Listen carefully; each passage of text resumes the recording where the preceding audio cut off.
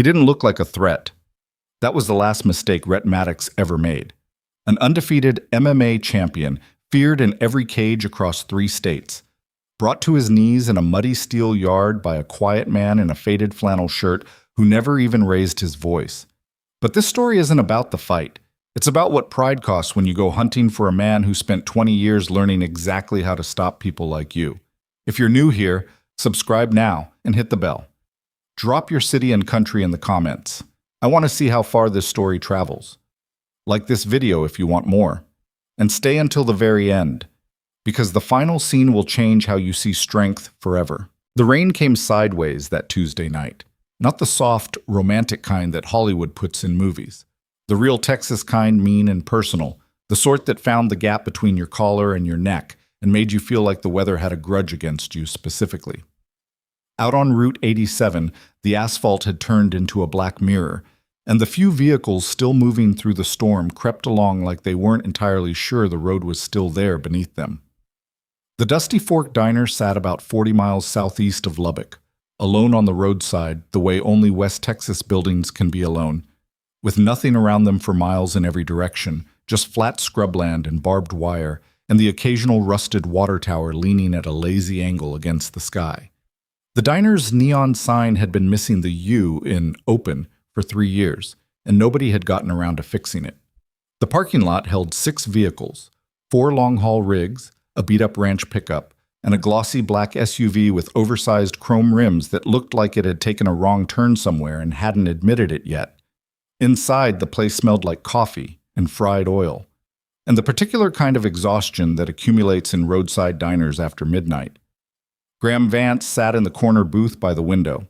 He'd chosen the seat out of habit. Back to the wall, clear line of sight to the door, secondary exit visible in his peripheral vision through the kitchen pass-through. He didn't think about these things consciously anymore. They were just part of how he moved through the world, the same way some people always checked that the stove was off or always sat on the aisle seat of a plane. Old wiring, impossible to fully disconnect. He was 51 years old and he looked it, not in a beaten-down way, but in the way of a tool that had been used hard and maintained carefully. There were scratches and worn edges, but the thing still worked exactly as designed. His hair had gone almost entirely gray over the past 5 years, cropped close on the sides and slightly longer on top, which Maya had told him looked distinguished, and he told her looked like he was getting old. She'd laughed and said those were the same thing. His face was the kind that didn't give much away. Lines around the eyes from years of squinting into sun and wind. A small scar beneath his left cheekbone from something he rarely discussed. His hands, wrapped around a ceramic mug of black coffee, were large and rough and still. Not restless, not fidgeting, just resting. He was wearing a faded blue flannel shirt, slightly frayed at one cuff, and work-worn jeans and boots that had seen maybe 60,000 miles of road between them. There was a grease stain on his left sleeve that he hadn't been able to fully get out, and it didn't bother him. He was watching the rain hit the window and thinking about nothing in particular. That was a skill most people never learned, how to actually think about nothing. To let the mind sit quiet, like a pool of water after everything that was disturbing it had moved away. Graham had spent years learning how to do it, and years after that actually being able to do it. And now, on good nights, it came naturally. He had a delivery in the morning. Industrial pipe fittings to a construction depot outside of Abilene, nothing complicated. He'd left Lubbock 3 hours early to beat the storm, which had turned out to be wishful thinking, and so he'd pulled off and decided to wait it out over coffee. Maybe a slice of pie if the waitress remembered to offer it. The route tomorrow was straightforward. 4 hours there, unload, paperwork, 4 hours back, and he'd be home by 3 in the afternoon. Maya was visiting this weekend from college, and he was planning to make her the green chili stew she'd been requesting since January. He needed to remember to pick up tomatillos. That was the full extent of what was on Graham Vance's mind on that Tuesday night. For about 12 more minutes, anyway. What? The bell above the diner door announced their arrival with a sound that got lost under the sudden crack of wind that came in with them. 3 men. Big. The one in front was the biggest. Not just tall, but wide. The kind of wide that comes from years of deliberate, painful construction of muscle on top of muscle. He was maybe 28, 29, with a shaved head and a jaw like a cinder block, and the particular loose-limbed walk of a man who had been told so many times that he was dangerous that he'd started to believe it in his bones. He was wearing a black compression hoodie with a logo on the chest that read, Maddox Training Systems in aggressive block letters, and he had the look of someone who had never once in his adult life walked into a room without expecting to be noticed. His name was Rhett Maddox, and in certain circles, the kind of circles that cared about cage records and sponsor contracts and regional MMA championships, that name meant something. 18 professional fights, 18 wins, 11 by knockout. He'd made the cover of a regional sports magazine 6 months back, standing with his arms crossed and his jaw set, under a headline that read, The Unstoppable Machine. He'd had that copy framed. It hung in his gym in Amarillo, right above the check-in desk where every new member would see it. The two men behind him were his training partners, Cody and Derek, both solid and loud in the way of people who define themselves almost entirely by their proximity to someone who matters. They were laughing at something as they pushed through the door, the kind of laughing that's 3% funny and 97% performance. Rhett surveyed the diner the way he surveyed most rooms, with mild contempt, the automatic dismissal of a man who considered himself operating several rungs above his current surroundings. His eyes moved across the truckers, the tired waitress, the ancient pie display case, and then landed briefly on Graham in the corner booth. His gaze passed over the older man without interest, the way you look at furniture. They settled into the booth across the aisle, too close together, too loud for the space. Cody immediately putting his feet up on the seat, and Derek spinning a sugar dispenser on the table. The waitress, a tired woman in her 50s named Carol, who had the careful movements of someone whose feet hurt all the time, came over with menus and coffee. Just water for me, Rhett said, not looking up from his phone. I don't drink that stuff. Carol set down the menus and left without a word. It was when Rhett stood up to pull off his training hoodie that it happened. He'd dropped his gym bag on the floor beside the booth, a large overfull duffel with the strap only partially zipped, heavy with gloves and training gear. When he moved, his foot caught the strap, and the bag swung in a short, careless arc across the aisle and crashed directly into Graham's table. The full mug of black coffee went sideways, most of it across the table, some of it onto Graham's lap. Graham set down the mug, which was now mostly empty, and looked at the mess. Then he looked up. Rhett was looking down at him.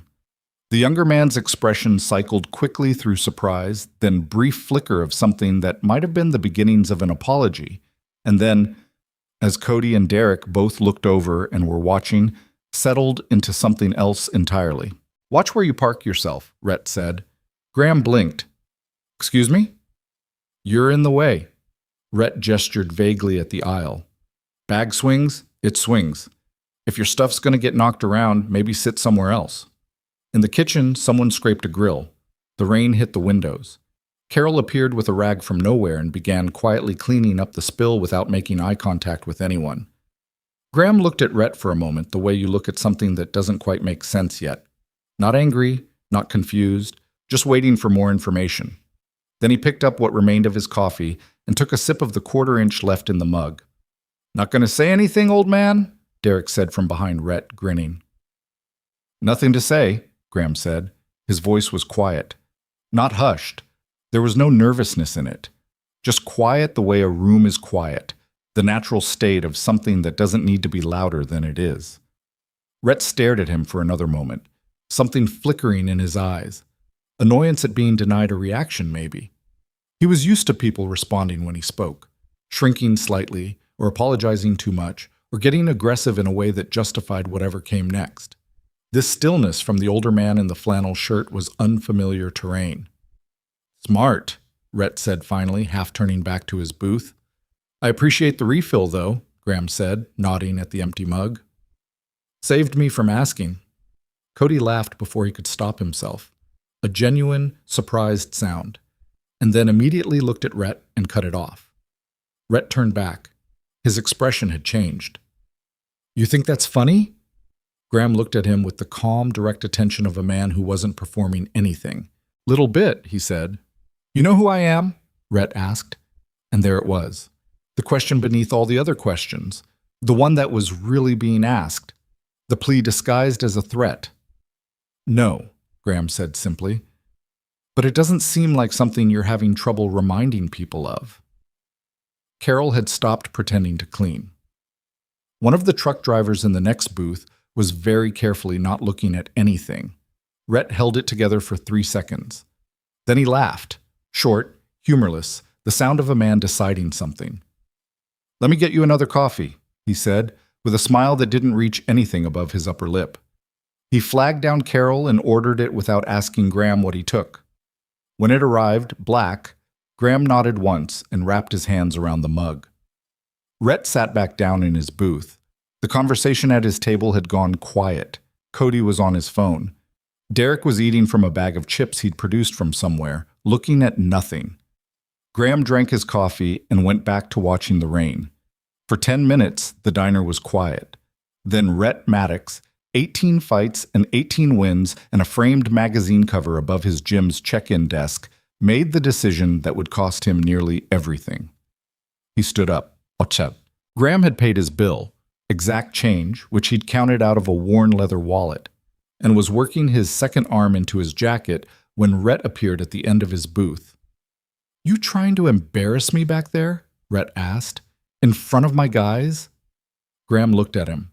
He didn't look nervous, didn't look angry, didn't look like a man who was preparing for anything. He just looked tired, and a little damp, and like he wanted to get to his truck. "I was making a joke about coffee," Graham said. "You're a funny guy." "Not particularly." "Where are you headed?" The question was odd enough that Graham paused. "That's not your business." "Just making conversation." Rhett spread his hands, theatrical. "See, you and me, I think we should continue this outside, where there's more room to talk. I'm good here. I'm not asking." Graham looked at him for a long moment. His coffee mug was empty. His jacket was on. He had about 40 feet between him and the front door and 40 feet between him and the back, and he knew which one Rhett was planning to move to block first.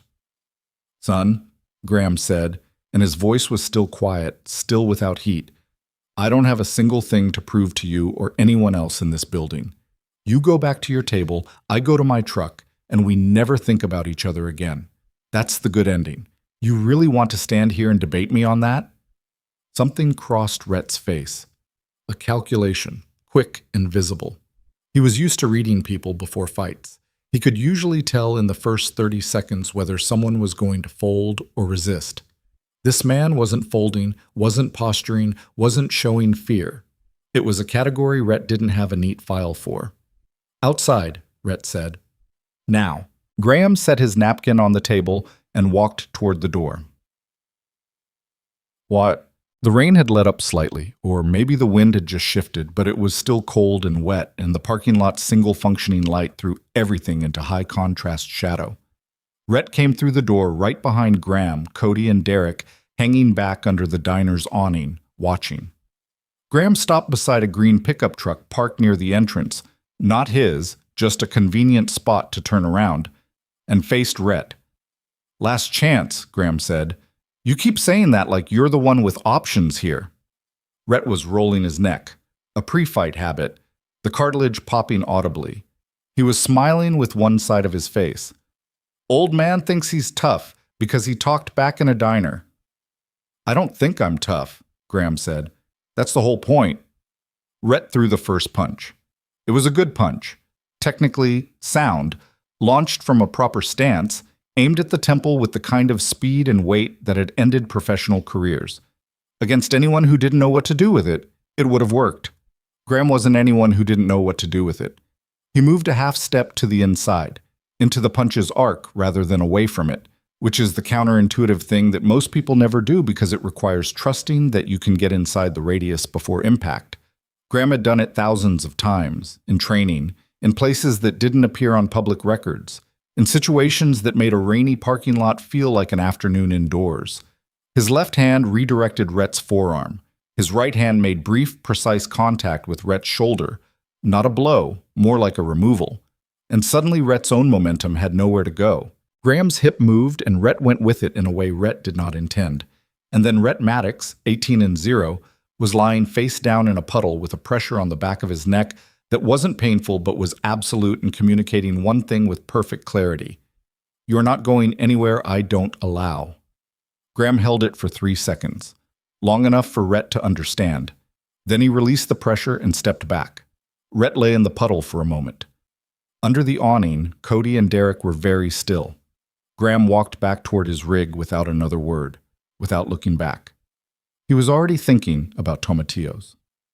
Rhett Maddox pressed himself up out of the mud slowly, on hands and knees, and then stood. He was soaking wet. His palms were scraped from the asphalt. The taste of humiliation was sharp and chemical, and unlike anything he'd encountered before, because he had genuinely believed in the deepest part of himself that he was incapable of losing to someone like that, to someone who wasn't even trying. Cody stepped forward. "Rhett, don't," Rhett said. He stood in the rain and watched the taillights of Graham's truck ease out of the parking lot and disappear into the dark. Something had been broken that night, something beyond the expected bruising of ego after a loss, something structural. Rhett Maddox had built his entire understanding of himself on one foundation, that he was dangerous, that he was the most dangerous man in any given room, and that this fact organized his world in a way that felt like safety. That foundation had just been removed in about 4 seconds by a 51-year-old man in a faded flannel shirt who hadn't even raised his voice. Rhett stood in the parking lot of the Dusty Fork Diner for a long time after Graham's taillights were gone. Then he took out his phone and called his brother. Rhett's brother was named Cole Maddox, and he was the smarter one. Everyone in the family had always known it, including Rhett, which was maybe why the two of them had such a complicated relationship. Cole was 34, worked dispatch and logistics for a regional freight company out of Amarillo, had a wife and 2 kids and a mortgage he was slowly winning against. He answered the phone on the second ring because he always answered on the second ring, a habit from years of being on call. "It's late," Cole said. "I need a favor." A pause. The particular pause of someone who has granted too many favors and learned to take a breath before the next one. "What kind?" "There's a trucker. Long haul, runs out of Lubbock area. I need to know his route, where he delivers, when, what roads he takes." Another pause, longer this time. "Rhett, can you get it or not? Why do you need a trucker's delivery schedule at—" Cole checked something, probably his phone. 11:45 at night? "It's a business thing." "It's not a business thing." Rhett was sitting in the passenger seat of the SUV, Cody driving, Derek in the back pretending to be asleep. His jeans were still wet. He could feel the dried mud on his palms where the asphalt had scraped them, the sting dull and persistent. "Cole, what happened?" "Nothing happened." "You don't call me at midnight for a nothing happened situation. You call me at midnight when something happened and you want me to help you make it worse." Cole's voice was flat and tired, not angry, just the flatness of a man who had said versions of the same thing too many times. "Remember the thing with the guy from the Golden Gloves, Jim? Remember how that ended?" "That was different. It ended with you paying $2,000 out of pocket and the guy threatening to sue and me spending 3 weekends talking you down from doing something that would have gotten you arrested. That's what different looks like with you." Rhett stared through the windshield at the wet highway ahead. "Are you going to help me or not?" The silence lasted long enough that Rhett thought Cole might actually hang up. Then, "What's the name?" "I don't have it yet. I've got a face, a green Kenworth semi, partial plate. Texas, starts with KW4. "That's not enough."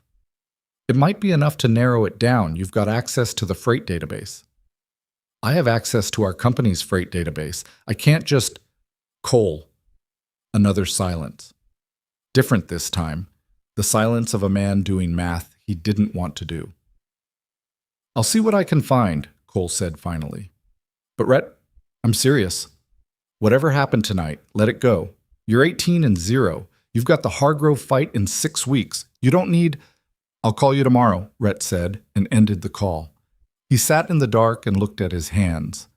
The left one ached in a specific way, across the knuckles, from where the deflection had torqued his wrist when the punch missed. It wasn't a real injury. It was an indignity wearing the costume of an injury.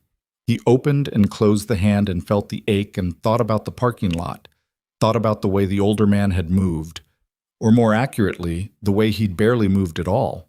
Just that small, subtle shift of weight and angle that had taken Rhett's best punch and turned it into a trip hazard that Rhett had provided himself. Nobody had ever done that to him. Not in the cage, not in sparring, not in any of the dozens of informal fights that had marked his 20s like milestones. Not with that particular quality of ease, as if neutralizing Rhett Maddox was slightly less demanding than swatting a fly. "You good?" Cody asked from the driver's seat, eyes on the road. "Drive," Rhett said. Cody drove. In the 3 days that followed, Rhett trained twice a day, which was unusual even by his standards. He'd show up at the gym at 6 in the morning and work the bags until his hands ached, then drill takedown defense with Derek for an hour, then do conditioning work until the gym's morning members started filtering in and giving him the wide berth they always gave him. He'd go home, sleep 2 hours, eat, and come back in the afternoon for sparring. His coach, a weathered former welterweight named Sal Gutierrez, who had seen enough fighters to read them the way other people read weather, watched Rhett from the edge of the mat on the second morning and said nothing for a long time. Then he called a water break and waved Rhett over. "What's eating you?" Sal said. Not a question. "Nothing. I'm training." "You're not training. You're punishing something. There's a difference, and the difference matters because one of them makes you better and the other one gets you hurt." Sal handed him a water bottle. "You haven't been sleeping." "I sleep fine." "Your eyes say you don't." Sal studied him with the detached assessment of a man who had spent 30 years looking at fighters and cataloging their particular flavors of damage. "You lose a sparring round to someone? Because that happens, Rhett, even for you. It's supposed to happen." "I didn't lose a sparring round." "Then what?" Rhett took a long pull from the water bottle and looked at the far wall of the gym, where the framed magazine cover hung above the check-in desk. He stared at his own face in the photograph. Arms crossed, jaw set, the word "unstoppable" in 72-point font, and felt something complicated and unpleasant. "Some guy in a diner," he said. Sal waited. "Old guy. Truck driver or something. I went after him in the parking lot and he—" Rhett stopped, started again. "He put me down like it was nothing, like I was nothing." Sal was quiet for a moment. "He hurt you?" "No." "You hurt him?" "No." "So you got into it with a civilian, and the civilian knew what he was doing, and now you can't sleep." Sal crossed his arms. "And I'm guessing you're trying to find out who he is." Rhett didn't answer, which was its own kind of answer. "Rhett!" Sal's voice had a weight in it that cut through the usual gym noise. "Listen to me. I have been around fighters my entire adult life. I have watched men do stupid things for stupid reasons, and the reason is always the same. They can't stand the feeling of not being the most dangerous thing in the room. But here's what I know. That feeling, that need, it is a weakness. It is the one weakness that will get you killed or put you in prison, and everything else you've built means nothing if you let it run you. I'm not letting anything run me. You're standing in front of me at 6 in the morning with mud still under your fingernails from 2 nights ago. Something's running you." Sal let that land, then uncrossed his arms. "The Hargrove fight is in 6 weeks. You want to do something with that energy, put it in the cage where it belongs." Rhett nodded and went back to the bags. But that night, Cole called back. "I found something," Cole said, and he sounded unhappy about it. "There's a driver. Graham Vance, age 51, independent contractor registered out of a small carrier based in Lubbock. His plate matches what you gave me. He runs a regular route, mostly industrial and construction materials, West Texas to Abilene corridor, Tuesdays and Fridays typically." Rhett was sitting at his kitchen table in the dark. He had a glass of water in front of him he hadn't touched. "What route?" "Rhett, what route, Cole?" "I'm not giving you his route so you can do something stupid. I looked him up because I was worried about you. I found something else too." A pause. "Graham Vance. Before trucking. You know what he was?" "No." "Military. Long career. Special operations." Cole's voice had taken on a different register. Careful, deliberate. "I can't find specifics because the specifics aren't public record, But there's enough in what's available to suggest that whatever this man did in the military, it was not pushing paper. He left about 8 years ago. No criminal record, nothing. Clean as a whistle. Rhett stared at the glass of water. "Are you hearing me?" Cole said. "You picked a fight with a man who spent probably 20 years doing things that don't get written down. And he walked away. He walked away from you, Rhett. Do you understand what that means? That means you got lucky. That means he decided you weren't worth the paperwork." "I hear you," Rhett said. "Good. Then I don't need to say anything else. Give me the route." The silence on the other end of the line was the specific silence of a man understanding that he has failed to prevent something. "I'm not doing that." "Cole, I'm not. And if you find it some other way and something happens to you, I need you to know that I told you not to. I need that on the record between you and me."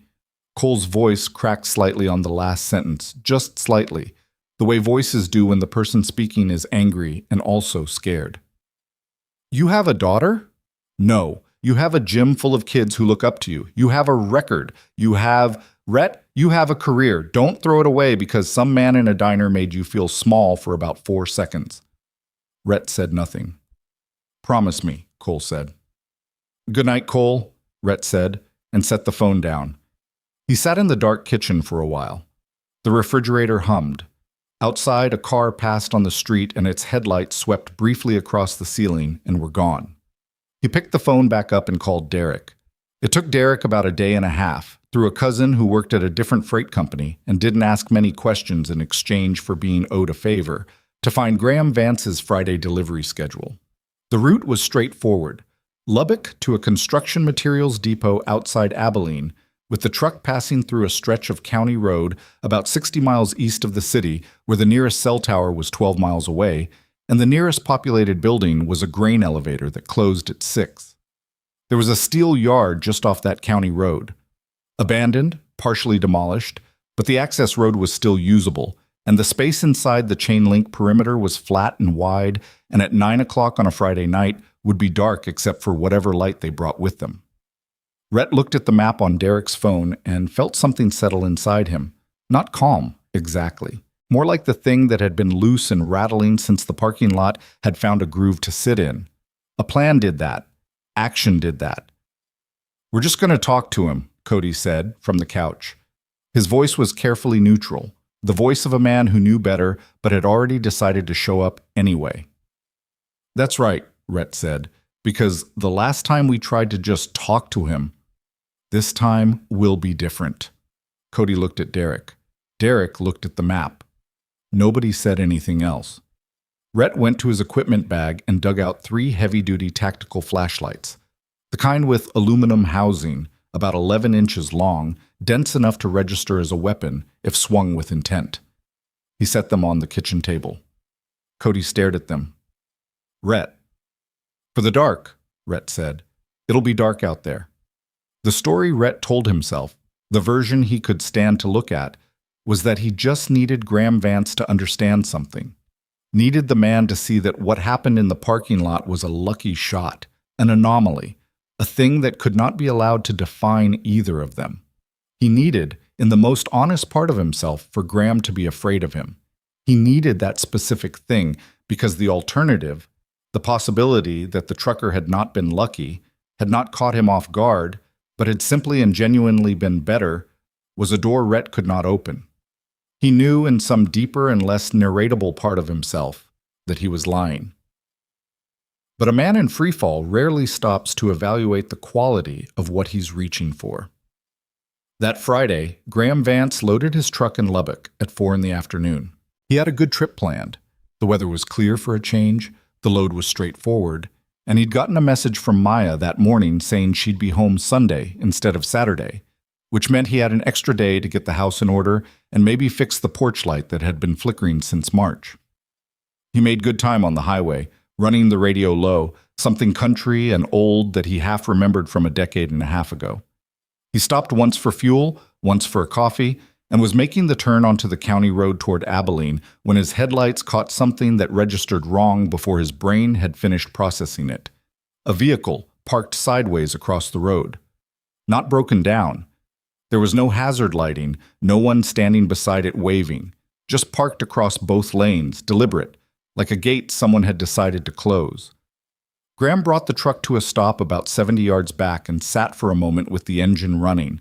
His hands were relaxed on the wheel. His eyes were moving, checking the tree line on the left, the dry drainage ditch on the right, the darkness behind the parked vehicle.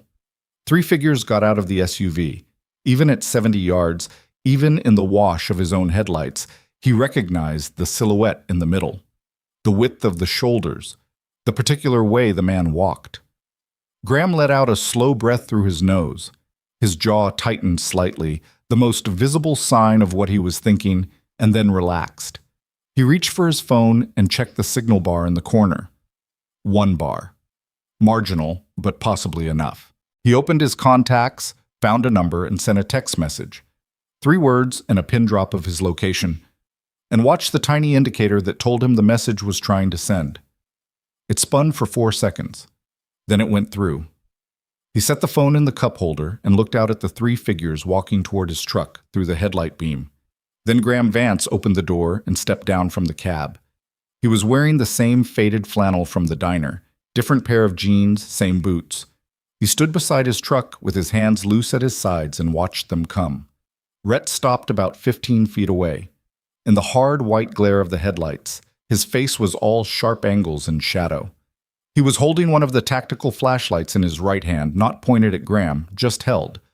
A statement more than a threat, for now. Cody had one too. Derek, who had stopped a few feet behind the other 2, gripped his with both hands. "Wasn't expecting to see you again," Graham said. "I bet," Rhett said. "How's the coffee treating you?" "Good. Thanks for that." The pleasantry collapsed quickly. Rhett's expression had a quality to it that Graham recognized. Not fury, not exactly. Something colder and more worrying, shame that had curdled into something with an edge. Men who were simply angry were predictable. Men who were ashamed and determined not to feel it anymore were something else. "You embarrassed me," Rhett said. "I didn't mean to." "That somehow makes it worse." Graham looked at the flashlight in Rhett's hand. He looked at Cody's. He looked at Derek, who was hanging back and had the body language of someone who had realized midway through a bad decision that it was a bad decision, but didn't know how to stop the momentum. "Those aren't for the dark," Graham said. Rhett didn't answer. "I'm going to ask you one more time," Graham said. "Same offer as the parking lot. You get back in your vehicle, I get back in my truck, and this ends here." "Not this time." "Rhett." Graham said his name, which Rhett had not given him at the diner, which meant he'd found it some other way, and the implication of that landed visibly on Rhett's face. "Whatever you think happened in that parking lot, whatever story you've been telling yourself for the last week, I need you to understand something. I walked away from you. I walked away for you, because I could see that you didn't understand what you were doing. I was hoping that a few days would help you understand it." He paused. "This tells me it didn't." "Save the speech," Rhett said. "You got lucky once." "I didn't get lucky." "You did. And out here, tonight, there's 3 of us. So whatever trick you pulled, it wasn't a trick. It's not going to work the same way." Graham looked at him for a long moment. His face had the quality of a man doing an internal calculation that he didn't particularly enjoy. "Okay," he said quietly. And something in the way he said it, the lack of fear in it, the simple acceptance, the way it sounded less like resignation and more like someone acknowledging that a conversation had concluded, made Cody take a half step backward without consciously deciding to. Rhett noticed. It made things worse. "Now," Rhett said, and raised the flashlight. He never got to finish the sentence. The first one to move wasn't Rhett. It was Cody, who swung from the right with the aluminum flashlight aimed at the side of Graham's head. A serious blow, a potentially devastating one, the kind that ends things decisively and that Cody had clearly been psyching himself up for the entire drive out here. It came fast, and it came hard, and it came with genuine intent. Graham moved inside it. The same basic geometry as the parking lot, but faster, more committed, because this time the commitment behind the strike was real, and the appropriate response had to match it. He caught the weapon arm at the wrist, redirected the force downward, and hit Cody once, a single controlled strike to a specific point below the ribs. And Cody folded like a letter and sat down hard on the road surface, making a sound that was less a yell and more a long, involuntary exhale that didn't seem to end. In the pause that followed, in the half-second of stillness, Derek looked at Cody on the ground and looked at Graham and made a decision that may have been the smartest one of his adult life. He let go of the flashlight.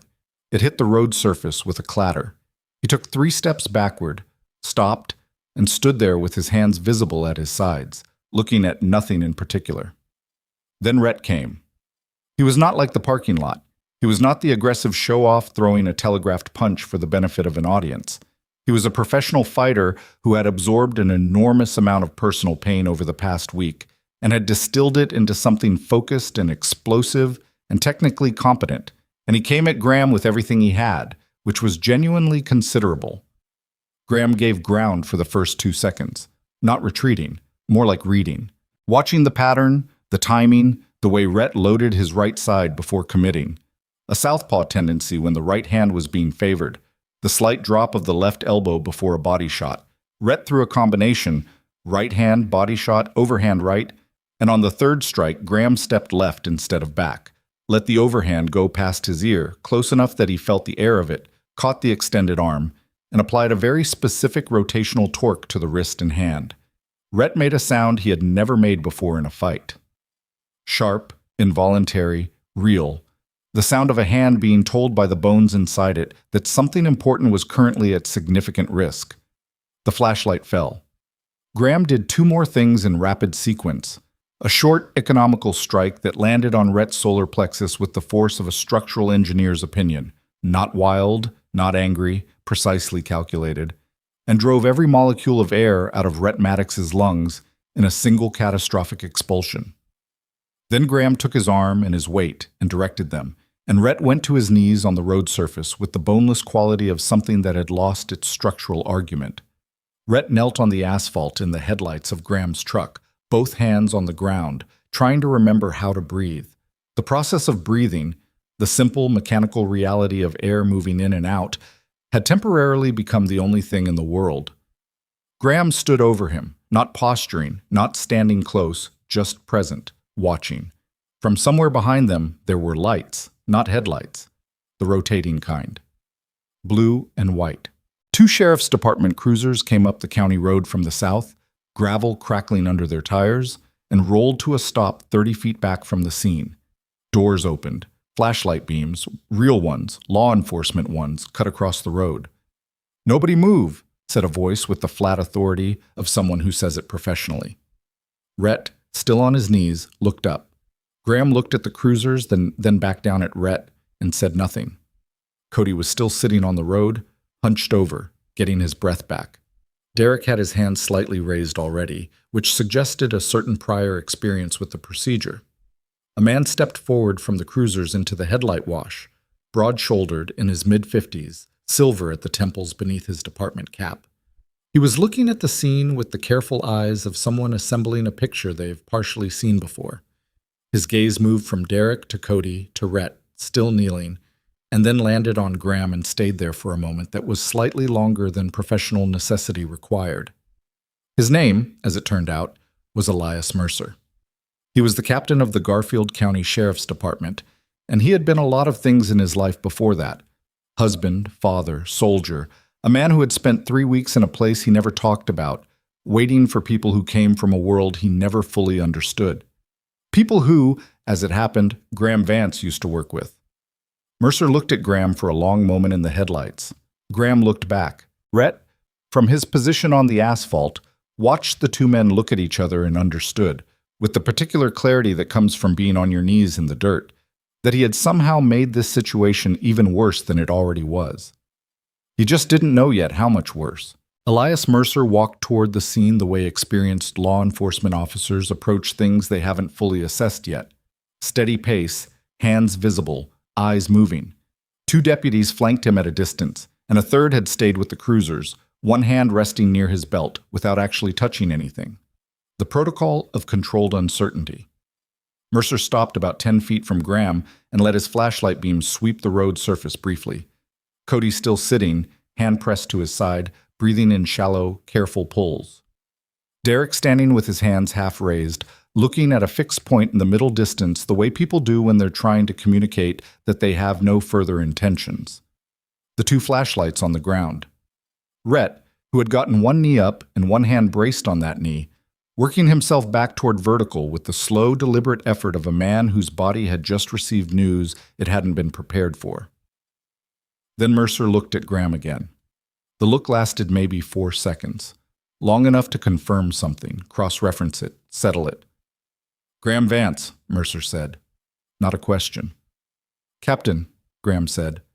One of the deputies behind Mercer shifted slightly, picking up on something in the exchange that he couldn't fully interpret. The other one kept his light on Rhett. Mercer turned to take in the full picture. The semi blocking the county road behind them, the SUV sideways across the lane ahead, the specific geometry of where everyone was standing relative to everyone else. He was reading the scene the way Graham had stood in parking lots and doorways for 20 years, building the story backward from the physical evidence before anyone said a word. "Whose vehicle is blocking the road?" Mercer said. Nobody answered immediately. Then Derek said quietly, "Ours." "You want to tell me what happened here?" Rhett had gotten to both feet. His right hand was cradled slightly against his body. Not dramatically, not clutched, just held at an angle that suggested the wrist was not fully cooperative. His breathing had mostly returned, though each inhale still had a slight hitch in it from the solar plexus shot. He looked at Graham, then at Mercer, and the look on his face was the specific look of a man rapidly constructing a narrative and simultaneously realizing that the room he's constructing it in may have better acoustics than he'd planned for. "He attacked us," Rhett said. Mercer's expression didn't change. "Uh-huh. We pulled over to... Our vehicle was having a problem with the... We stopped on the road, and this guy came out of his truck, and... Sir?" Mercer said. "Stop." Rhett stopped. Mercer looked at him for a long moment, with the flat, patient attention of a man who has heard a very large number of parking lot stories in his career and developed reliable methods for evaluating their structural integrity. Then he looked at Graham. "You want to tell me your version?" "They blocked the road," Graham said. "3 men came toward me with flashlights. Those ones on the ground. I defended myself. That's the short version." "You armed?" "No." "Those 2 injuries. That's from you?" "Yes." Mercer nodded slowly. He bent down and picked up one of the tactical flashlights without touching the grip, examining it along the beam of his own light. 11 inches of solid aluminum, the kind of thing that left a specific signature when it connected with a human skull. He set it back down. "Deputy Harlan," he said, without looking back. One of the deputies stepped forward. "Captain?" "Get statements from those 2. He gestured toward Cody and Derek. "Separately." "Yes, sir." Mercer straightened and looked at Rhett again. "You said your vehicle had a problem." "That's right." "What kind of problem?" "Engine light." "Engine light." Mercer let that sit for a moment in the night air. "You pulled a vehicle sideways across a county road because of an engine light." Rhett said nothing. "You know what I think," Mercer said, not particularly asking. "I think you'd better stay exactly where you are." He walked to Graham then, not close enough to be conspicuous about it, and lowered his voice to a register that didn't carry. "How bad is the hand on the big one?" "Wrist torque, possible bone stress," Graham said, also quietly. "He needs imaging. It's not an emergency, but it needs attention." "The other one?" "Bruised ribs at worst. He'll be sore. Nothing broken." Mercer studied him. "How'd you know we were coming?" "I sent a text before I got out of the truck. 1 bar, but it went through." "Who'd you send it to?" "Dispatch at the county line. It was the fastest number I had with authority out here." Mercer looked at him for another moment. "You still know the dispatch codes?" "I know a lot of things I don't use anymore." There was a pause between them that had history in it. Not personal history between the 2 men exactly, but the kind of history that exists between people who have operated in the same world at different times and understand things about that world that don't translate easily into ordinary conversation. "There's a camera," Graham said. "On the truck?"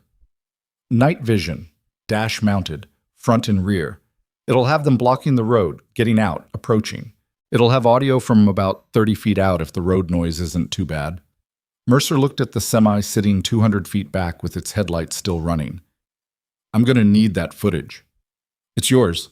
Mercer nodded once, then turned and walked back toward Rhett, with the unhurried authority of a man who had been doing this long enough that urgency was a choice, not a reflex. I'm going to need your ID, Mercer said to Rhett, and I'm going to need you to understand something. You have the right to remain silent, and based on what I'm looking at right now, I'd suggest you exercise it. He attacked.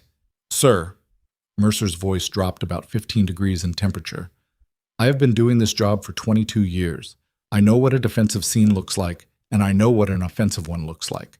You've got 2 flashlights on the ground that nobody's claimed for illumination purposes. You've got a vehicle blocking a public road. You've got a solo driver who sent his location to dispatch before he got out of his truck. He paused.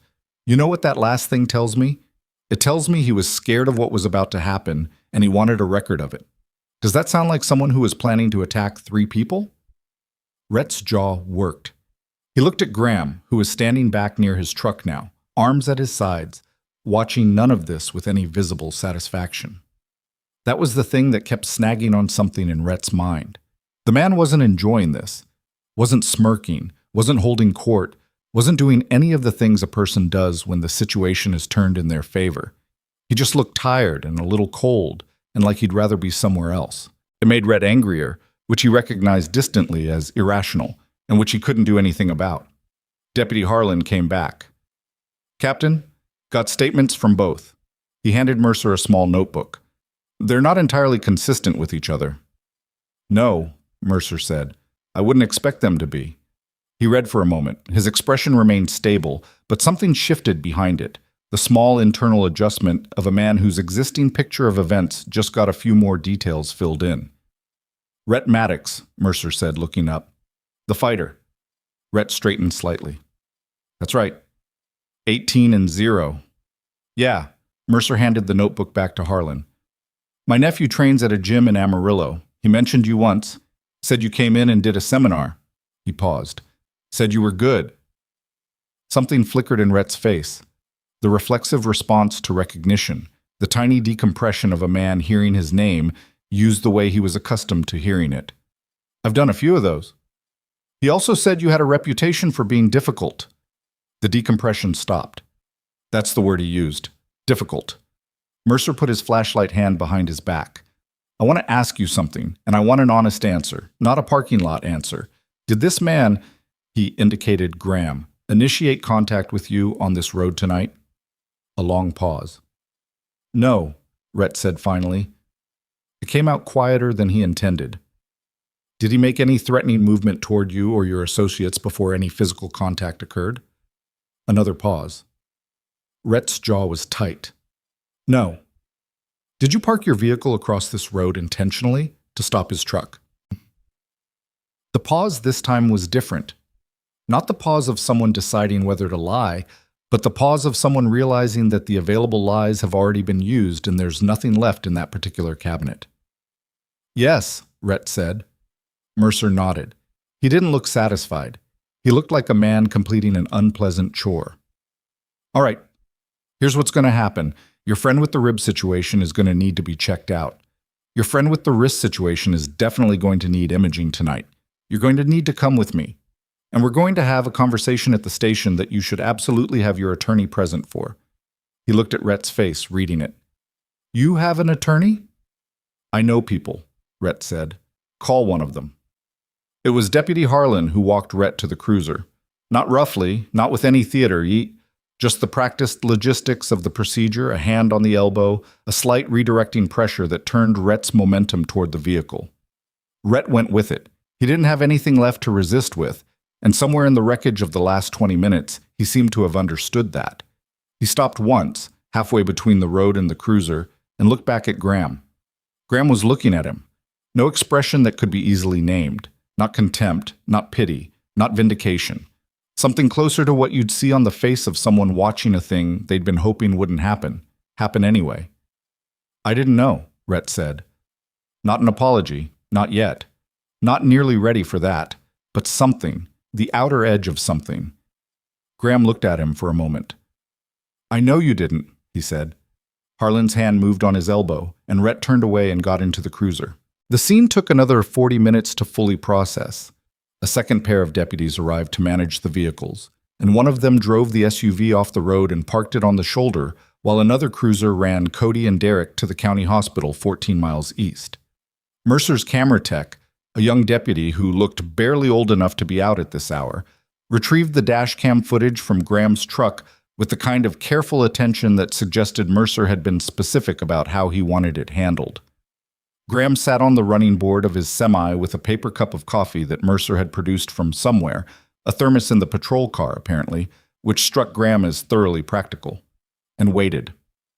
The night was cold and completely clear, the stars in full exhibition overhead the way they get in West Texas, where there's no competing light for 60 miles in any direction. Graham looked at them without thinking much. Mercer came over when the scene was mostly wrapped and sat on the bumper of his cruiser across the road, which put the two of them at a conversational distance without being close. He poured himself coffee from the same thermos. "You look good," Mercer said. "I look like a man who spent the last hour in a county road standoff," Graham said. "Same thing, in some circles." Mercer looked at his coffee. "You're trucking now." "Have been for a few years." "You like it?" Graham considered the question honestly. "Yeah, I do. Empty roads, simple math, pick it up, drop it off, nobody's shooting at anything." Mercer smiled slightly. "There's something to that." He drank. "You have family out here?" "My daughter, she's at Tech, junior year." "What's she studying?" "Architecture. She wants to build things." Graham paused. "She's good at it, better than she thinks she is." Mercer nodded. They sat for a moment with the particular comfortable quiet of two people who don't need to fill space. "I have to ask you something official," Mercer said. "Go ahead." "The footage. If it shows what you described, and I think it will, this is going to move. Criminal charges, potentially. Felony for the road obstruction with intent, assault charges, possibly more depending on how the DA wants to look at those flashlights. It's going to be a real situation for that young man." He paused. "Do you want to pursue this fully? Because you have options. You've got grounds for a civil suit on top of everything else." Graham was quiet for a moment. He looked at the spot on the county road where Rhett had been kneeling. The asphalt was empty now, just road, just the same road it had been before all of this. "I want the charges that prevent him from doing this to someone else," he said. "I don't need to see him destroyed." Mercer looked at him. "That's a generous position, given what just happened. It's a practical one. He does this to someone less patient and someone ends up in a lot worse shape, either him or the other guy." Graham finished the coffee. "He needs consequences that teach him something, not just punishment." "That's not really my department. That's the DA and eventually a judge." "I know. I'm just telling you what I want." Mercer nodded slowly. "I'll make a note of it." He stood, the gravel crunching under his boots. "I'm going to need you to come in for a formal statement tomorrow. Nothing serious, just procedure." "I'll be there." Mercer extended his hand. Graham took it, and the handshake lasted a second longer than a routine professional one, the slight additional pressure of something that didn't have precise words. "It's good to see you, Vance," Mercer said. "You too, Captain." Mercer walked back to his cruiser. Then he stopped and turned. "My son. He's doing well. Married last spring. They've got a place up near Amarillo." Graham nodded once. "Good to hear." Mercer got in the cruiser, and the blue and white lights went out, and the road got dark again. Graham climbed back up into the cab of his semi.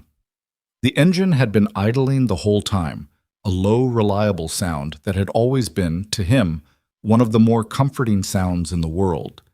The sound of something mechanical doing exactly what it was designed to do, without complaint, without drama. He sat for a moment with his hands on the wheel. His right hand had a slight ache at the base of the thumb from the torque he'd applied to Rhett's wrist. Not injury, just the familiar residual of force transferred through a joint. He flexed it once, and it faded. He checked his phone. A message from the county dispatch confirming receipt of his earlier text, time-stamped at 9:17. A message from Maya about a project she was staying up to finish, a rendering of a community library she was designing for a class, a photo of the screen attached. He looked at the photo for a moment. The clean lines, the skylight atrium, the small courtyard with the bench that wasn't quite centered but was somehow right for the space. Better than she thought she was, he'd told Mercer. He wasn't exaggerating. He typed back, "Looks good. The courtyard works? Get some sleep." Then he put the truck in gear and pulled out onto the county road, the headlights cutting ahead into the dark, the road unrolling in front of him the way it always did, one illuminated stretch at a time, the next piece of it invisible until you were close enough to see it. He had a delivery to make. He was 3 hours behind schedule, but the depot outside Abilene had an overnight crew, and he'd called ahead before the whole thing started, told them he might run late, mechanical issue. They'd said no problem. The pipe fittings would get there when they got there. He drove, and the radio came on when he turned it, something he didn't recognize, and the dark came in around the edges of the headlights, the way dark does on empty Texas roads. Not threatening, just present, just the world doing what it does when humans stop putting light in it. 300 miles back in Amarillo, at roughly the same hour, Cole Maddox got a phone call from a number he didn't recognize. The voice on the other end identified itself as the Garfield County Sheriff's Department and asked if he was Cole Maddox, brother of Rhett Maddox. Cole sat up in bed. Beside him, his wife stirred and put her hand on his arm without waking up. "Yes," Cole said. "That's me." He listened for 2 minutes without saying anything. Then he said, "Is he hurt?" And then, "Okay." And then, "I'll be there in the morning." He set the phone down on the nightstand and sat on the edge of the bed in the dark for a while. His wife's hand was still on his arm, slightly warmer than the room. "What happened?" she said. She was awake. "Rhett," Cole said. She didn't ask anything else. She'd known the Maddox family for 12 years. Cole sat there for a long time, not moving, looking at nothing. He was thinking about a phone call 2 nights ago, and the route he hadn't given, and the route Rhett had found anyway through Derek's cousin, and whether there was a version of any of this where a different decision at a different moment would have changed where they all ended up tonight. He was smart enough to know there probably was. He was also smart enough to know that accounting for those moments after the fact was something that felt like clarity and mostly wasn't. "Try to sleep," his wife said. "Yeah," Cole said. He didn't sleep for a long time. In the county holding area of the Garfield Sheriff's Department, Rhett Maddox sat in a plastic chair in a room that smelled like industrial cleaner and old coffee and had a flickering fluorescent tube in the far corner that nobody had replaced. His wrist was wrapped in an elastic bandage from the first aid kit the desk deputy had provided. The imaging could wait until morning, they'd told him, unless the pain got significantly worse. He'd said it was fine, which was mostly true. His phone had been bagged and tagged at intake. He'd been allowed 1 call, which he'd used to leave a voicemail for the attorney his management company kept on retainer, a man named Fitch who handled fighter contracts and had once settled a bar incident for one of Rhett's training partners, and who was therefore at least theoretically equipped for this situation. He sat in the plastic chair and looked at the elastic bandage on his wrist and thought about what Graham had said when Harlan was walking him to the cruiser. "I know you didn't. No accusation in it, no score being settled. Just a statement of fact delivered with the same quietness the man carried everywhere. The quietness that Rhett had initially read as weakness in the diner, then as arrogance in the parking lot, then as something he still didn't have a precise name for. The fluorescent tube in the corner flickered twice and held. The thing Rhett kept returning to, the thing that was lodged in him the way a splinter lodges, too small to grab, too persistent to ignore, was not the fight itself. He'd processed enough physical losses in his training life to understand the mechanics of getting beaten. What he kept returning to was the moment after the parking lot encounter, when he'd stood in the rain watching Graham's taillights disappear and felt, not anger initially, something underneath the anger, something the anger had been doing a good job of covering. He'd felt small, not physically, not in any way he had language for in the context of fighting and strength and the vocabulary that had organized his entire adult self-understanding. Small in a different way, in the way of a man who has just seen very clearly the distance between who he is and who he thought he was. He sat with that for a long time in the plastic chair under the flickering light, Outside, the county road was empty and dark, and the stars were out in full force the way they always were this far from the city. And somewhere on that same road, a semi-truck was running east toward Abilene with its headlights on and its radio low, carrying industrial pipe fittings to a construction depot, scheduled to arrive late but arriving nonetheless, which was, in Graham Vance's considered experience, generally the only thing that mattered about a delivery. You said you'd get it there. You got it there. Everything else was just road in between. The footage was clean. That was the word Mercer's deputy used when he pulled it up on the department laptop the following morning. Clean, meaning unambiguous, meaning that the night vision dash cam mounted on the front grille of Graham's semi had captured everything with the indifferent precision of a machine that didn't know it was recording evidence. The county road, the SUV sitting sideways across both lanes, 3 figures climbing out. The approach, the flashlights, visible even in the grainy green-gray of night vision, held in hands rather than pointed at the ground where they'd be useful for navigation. Rhett's voice carrying across 30 feet of still Texas night air with enough clarity to make out the words, "You're not leaving this road on your feet," before anyone laid a hand on anyone. The deputy watched it twice before he brought it to Mercer's office. Then he watched it a third time because he wanted to be sure he was seeing what he thought he was seeing. Mercer watched it once, leaning forward with both forearms on the desk, and then sat back in his chair and looked at the ceiling for a moment. "Get the DA on the phone," he said. The DA was a woman named Patricia Holloway, who had been doing the job for 11 years and had the particular combination of efficiency and mild permanent exhaustion that the position seemed to produce in everyone who held it long enough. Mercer sent her the footage at 7:45 in the morning. She called back at 8:10. "Felony charges," she said without preamble. "Road obstruction with intent, aggravated assault.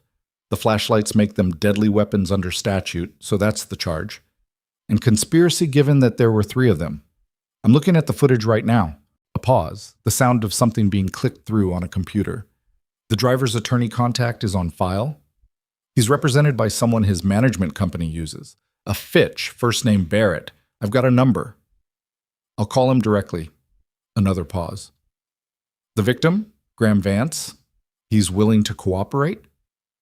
He's coming in for his formal statement this morning. I want to talk to him before we finalize the charging document. I want to understand what he wants out of this." Holloway was quiet for a moment. "This footage is going to be an issue for the defendant regardless.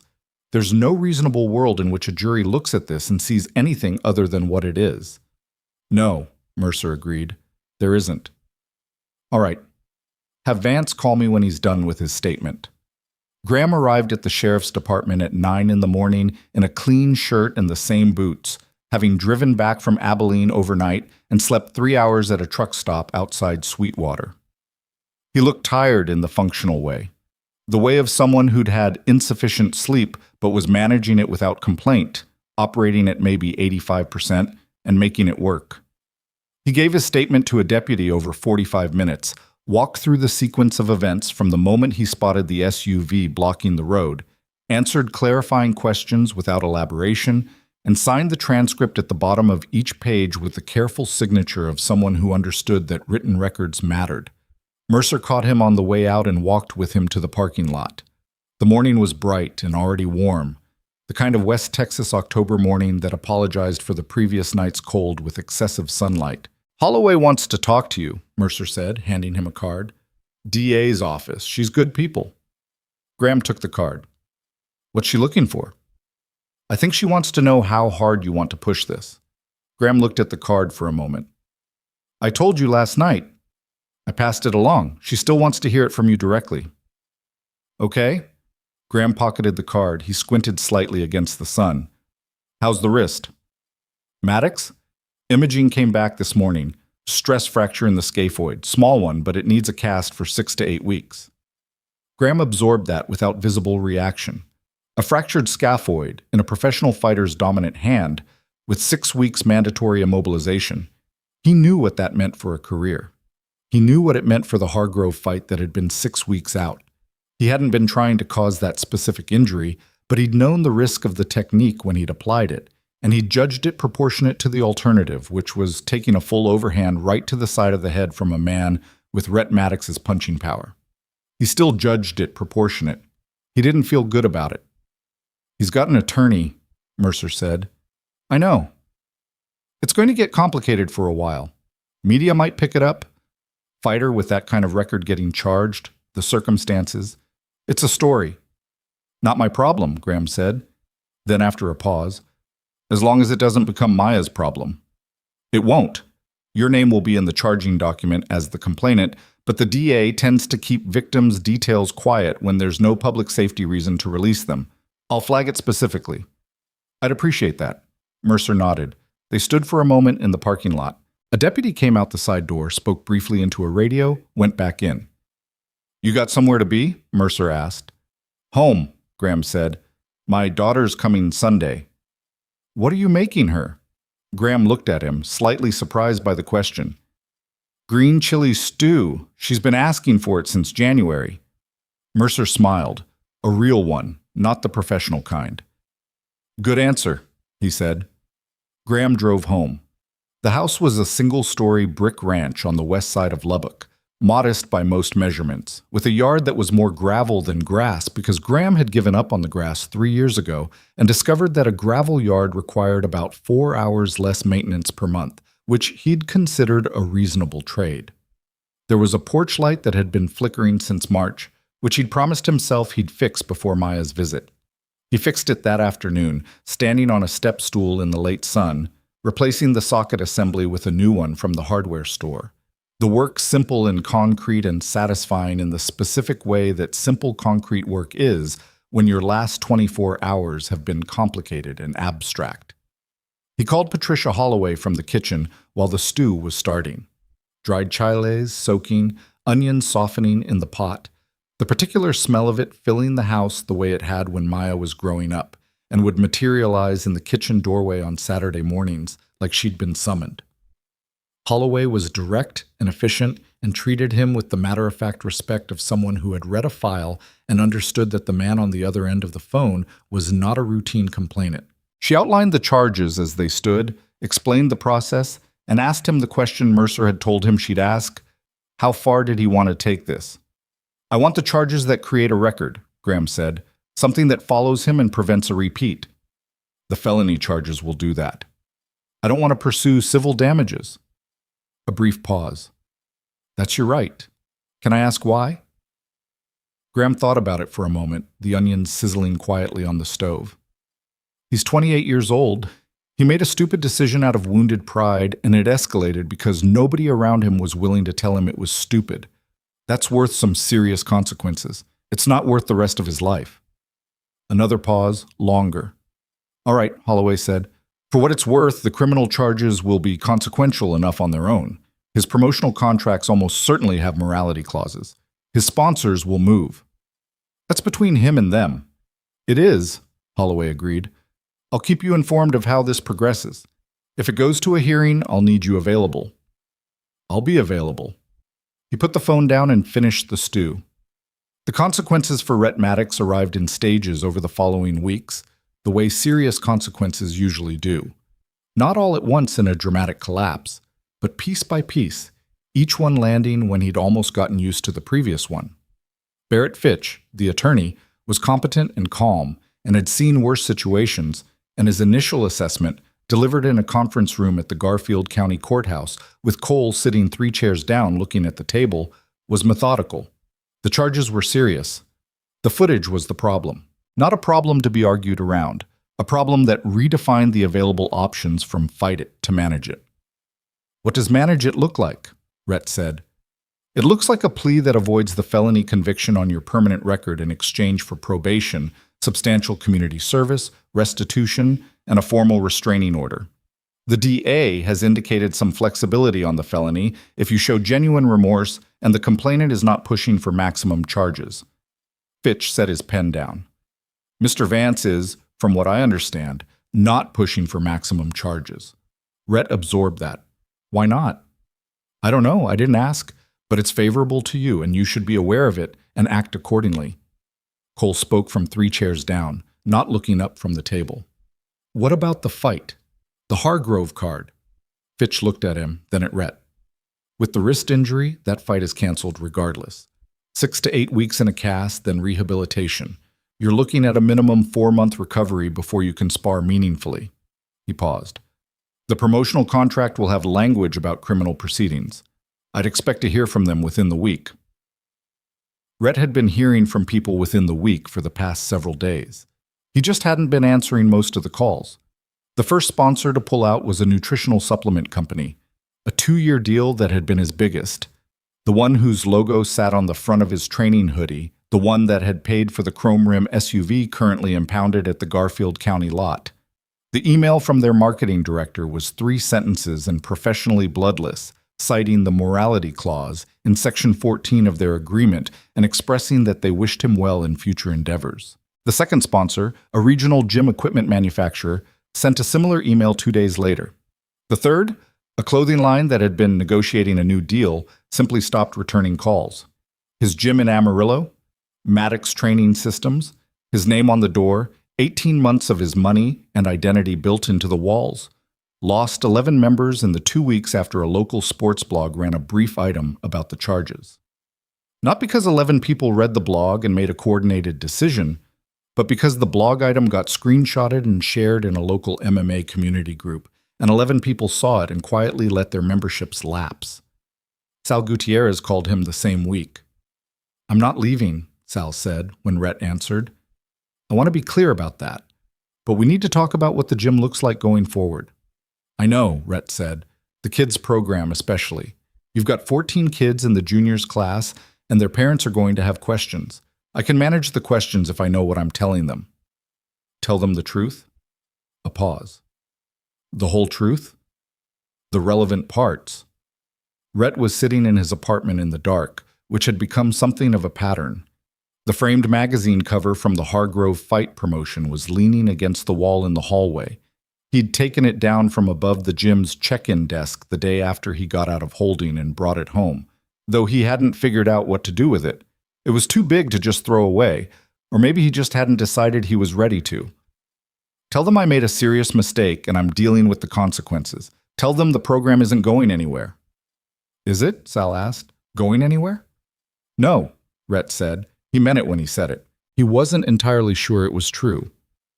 The plea was finalized 3 weeks after the incident, worked out between Fitch and Holloway in a series of calls and a 40-minute in-person meeting at the DA's office. Rhett got 2 felony charges reduced to misdemeanor assault, probation for 18 months with regular check-ins, 900 hours of community service to be completed within the probation period, restitution to Graham Vance in the amount of his lost delivery income, and any related expenses from the night in question, and the restraining order, which required him to stay 500 feet from Graham Vance for 3 years and to have no contact, direct or indirect. 900 hours was not a symbolic number. It was a specific, deliberate, substantial number, the kind that required real time and real scheduling and real showing up over an extended period, the kind that a judge applies when she wants consequences to cost something more than money. Rhett stood before that judge, a woman in her 60s named Margaret Cullum, who had been on the bench in Garfield County for 19 years, and who had the compact, unhurried manner of someone who had passed judgment on a very large number of people and was no longer particularly interested in theater, and entered his plea in a voice that was steady because he'd decided it would be steady, not because he felt steady. Judge Cullum looked at him over the top of her glasses for a moment when the formalities were done. "Mr. Maddox?" "Yes, Your Honor. 900 hours is a lot of time. I want you to understand that this is not a formality. You will report, you will work, and if you treat this as something to get through rather than something to do, we will revisit this arrangement in a way you will find significantly less comfortable. Do we understand each other?" "Yes, Your Honor." "Good." She closed the folder. "I hope the next time I see your name, it's not in this building." She meant it as a dismissal. Rhett understood it as something more and stood there for a second longer than he should have before Fitch touched his elbow and they turned to go. Cole was waiting in the hall. He'd been at every hearing, every attorney meeting, every procedural step, not because Rhett had asked him to be, but because Cole was Cole. And Cole showed up whether you wanted him to or not, which was one of the things that made him difficult and also the thing that, if you were honest, kept certain people standing. He fell into step beside Rhett without saying anything. and they walked out of the courthouse into the flat, bright Garfield County afternoon together. They got to Cole's truck before either of them said anything. Rhett stood at the passenger door with his hand on the handle and didn't open it. "Sal's going to keep the gym running," Rhett said. "I know. He told me. The juniors program especially. Those kids paid for sessions." He stopped. "I need to be there for that." "You will be." Cole unlocked the truck. "Get in." They drove for a while without talking, out of the county seat and back onto the highway, the flat land opening up around them the way it did out here, the sky enormous and indifferent and blue. Rhett watched it out the window. "I looked him up," Cole said eventually. "I know you did." "Not just the freight records, after the night at the county road." Cole kept his eyes on the highway. "I went deeper than I went before. Spent a few hours on it." "What did you find?" "Nothing. That's the answer. There's genuinely nothing publicly available about what Graham Vance did in the military beyond the branch and the general classification of his service. That's not an oversight. That's deliberate." Cole was quiet for a moment. Men whose records look like that, the ones where entire stretches of years are just blank, those are men who did things that the government decided shouldn't have a paper trail. Rhett looked at the road ahead. He thought about the parking lot, the county road, the way the man had moved, the economy of it, the absence of wasted motion, the complete lack of anything that looked like effort. He'd had a week to think about what he'd seen, and he still didn't have the full vocabulary for it, but he was starting to understand the outline. "How old was he when he got out?" Rhett asked. 43, so roughly 20 years of service, give or take. Rhett did the math and sat with it. 20 years of doing things that didn't have a public paper trail, and then the man had walked away from all of it and gotten a CDL license and started driving industrial pipe fittings across West Texas and thinking about tomatillos on Tuesday nights. He'd had the ability, presumably, to do a great many things with his particular skill set. He'd chosen empty roads and quiet mornings. Rhett had showed up to that choice twice with his fists. Twice the man had declined to fully demonstrate what declining actually cost him. The cast on Rhett's right wrist itched beneath the fiberglass.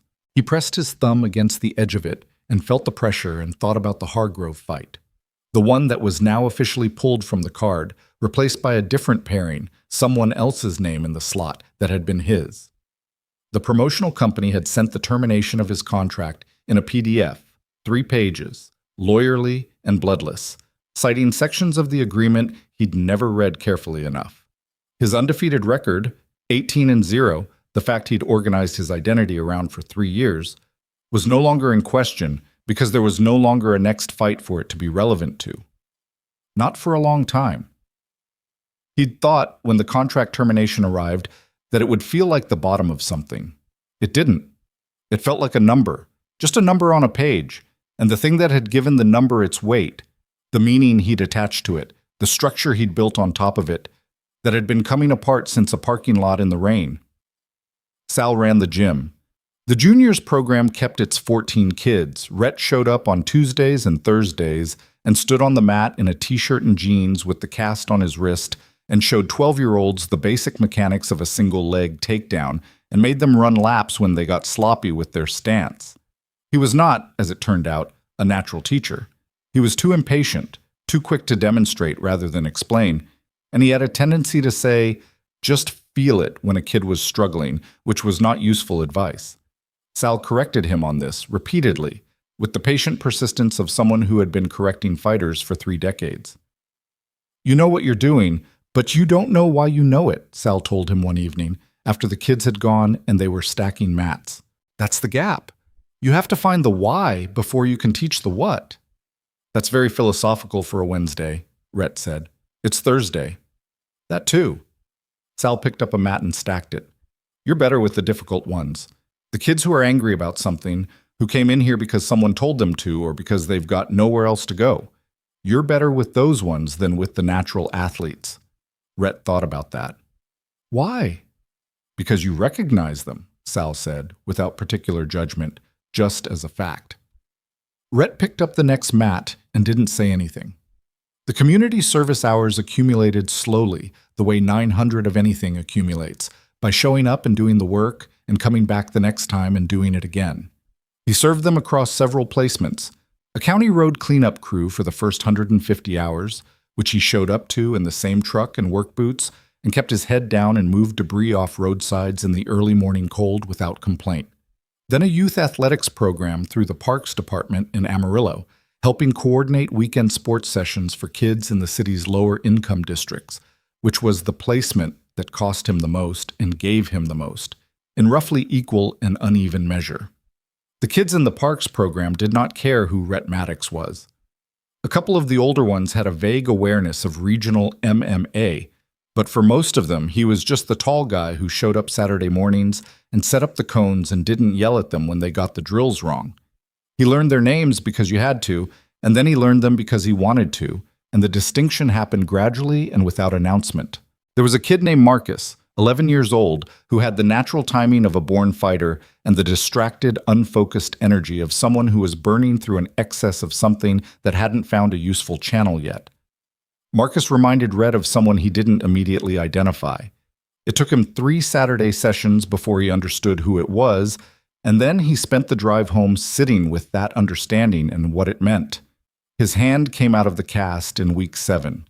The physical therapist, a brisk woman named Adrienne, who had clearly worked with athletes and had no patience for them underestimating recovery timelines, told him the fracture had healed cleanly and outlined the next 8 weeks of rehabilitation protocol with the specificity of someone who expected the instructions to be followed. He followed them because he'd learned in the last 2 months that not following instructions had a specific and quantifiable cost. The hand came back slowly. The grip strength took longer than the range of motion. He didn't rush it. This too was new. The not rushing. The capacity to let a thing take the time it took without trying to compress it into a faster version of itself. He wasn't sure when that had changed or precisely what had changed it. He suspected it was cumulative, the way most real changes are. One night in December, about 11 weeks after the county road, Rhett was sitting in his apartment going through a box of things he'd cleared out of the gym office. Old contracts, training logs, promotional photos from early in his career. He found a photograph from his first professional fight, 7 years ago. He was 21 in it, rail thin compared to now, practically vibrating with something that he could see. Looking at it from the distance of the present was a mixture of genuine hunger and terror, so carefully disguised even he hadn't known it was there. He looked at it for a long time. Then he set it aside and picked up a training log from 2 years ago and leafed through it, reading his own notes in the cramped handwriting he used when he was writing fast, seeing the obsessive detail he'd tracked. Every round, every drill, every caloric intake. The system of a man trying to control everything he could control because other things refused to be controlled. He remembered the feeling of it. The constant management of variables. The exhaustion of maintaining 18-0 as a fact about himself rather than just a record. He set the log down and looked around the apartment. It was quiet, the kind of quiet that used to bother him. He'd always had music or television or someone's voice in the background, had needed the noise the way some people need a light on when they sleep. The quiet didn't bother him as much now. He didn't know when that had happened either. He thought about Graham Vance, which he did regularly, and without the heat that had once accompanied those thoughts. He thought about what the man had said in the parking lot the first night. "I don't have a single thing to prove to you or anyone else." He'd heard it as contempt at the time, as the passive aggression of someone who didn't want to admit they were afraid. He understood now that it was just true. The man had literally nothing to prove, because he'd spent 20 years proving things in contexts that made a parking lot look like a rehearsal for a play nobody was staging. He'd walked away because there was nothing there for him. Not because he was afraid, because he was done with that room. Rhett had made him come back to it twice. He set the box of photographs and training logs in the corner of the apartment, put his coat on, and drove to the gym. It was 10 o'clock at night, and the gym was officially closed, but Sal had given him a key 3 years ago and never asked for it back. He let himself in, turned on the lights over the main mat, and stood in the space that had his name on the door outside. The framed magazine cover was gone from above the check-in desk. He'd taken it home and hadn't brought it back. The wall behind the desk had a small rectangle of slightly different colored paint where it had hung, an absence the exact shape of the thing that had been there. He stood in the middle of the mat for a moment in his coat and his street shoes, which you weren't supposed to wear on the mat, but it was 10 o'clock and there was nobody there to tell him. Then he sat down, cross-legged, in the center of the mat and stayed there for a while, not doing anything, just present in the space. He had a piece of paper in his coat pocket, a lease renewal for the gym, due in 30 days. He'd been carrying it for a week without signing it. He took it out and looked at it. The monthly number was what it had always been. The space was what it had always been.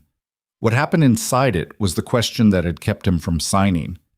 He thought about Marcus and the other kids at the Parks program, and the way their faces looked when something clicked. The specific, ungovernable delight of a body understanding something new that it hadn't known how to do before.